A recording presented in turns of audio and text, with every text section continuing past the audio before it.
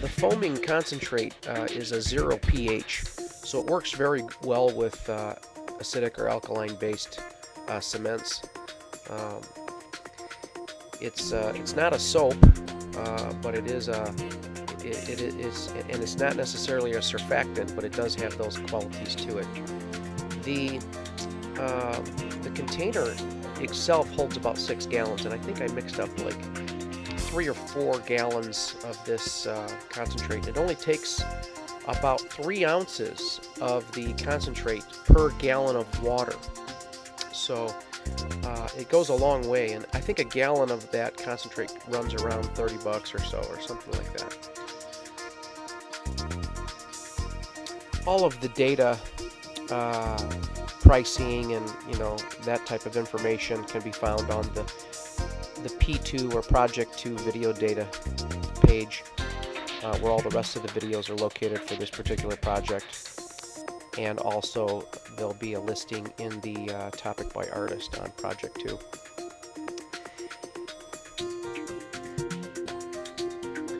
When you first turn on the machine, it'll spit and sputter, and it won't be very consistent. It's basically what you're waiting for is the material to be consistent throughout the hose. It might take a minute or so, but as it gets going, you'll see the more consistency. As soon as it gets consistent, then you're going to want to start to do a time run.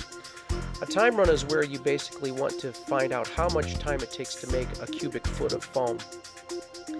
In this particular case, I'm using 5-gallon buckets.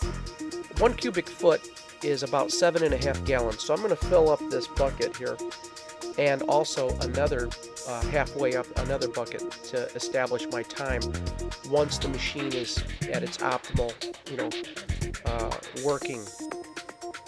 So once I feel like it's the material's coming out at a consistent flow and there's no interruptions, then I can have a pretty good accurate time frame of how long it takes me to get a cubic foot. You can change the settings on the machine to generate a heavier or a lighter foam. This particular foam is estimated at about a 2-pound foam, and the manufacturer can dial you in on approximately what, I'm not an expert at the weight of the foam, but as far as the settings are concerned, I'm working probably with about a 2-pound foam. The bubbles that are created are in the 3,000th to 5,000th range, and really it's what it reminds me of is like Barbasol shaving cream. Very, very, very fine, and very fluffy, very fluffy. It's probably a little bit fluffier than Barbasol. Barbasol might even be a heavier foam, but this is about where you want it to be. And right now I'm just about ready to finish up here with this time run. It's important that you do a time run, because as you're adding material to your to the mix, you don't want to put too much material in or too less. So from here on out, however much time it takes me to generate a cubic foot of foam is going to be the standard.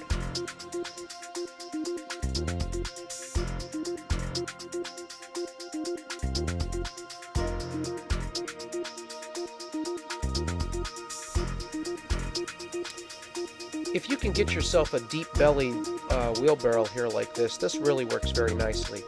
I had 3 bags of mix, and I began to, once I get this to where I need it to be, then it's ready to add the foam. I don't add more water or less water than I normally do. I bring the mix up to the desired consistency that I want, then I'll add the foam.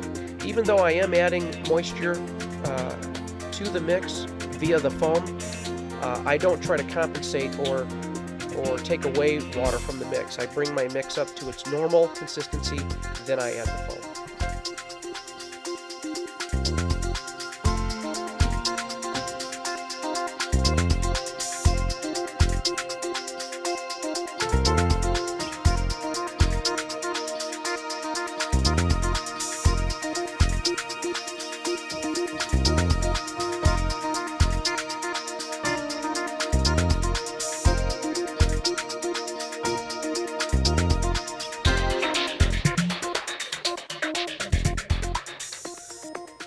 As I add the foam, I am now going to reference my stopwatch, and I know that 90 seconds is going to give me about a cubic foot.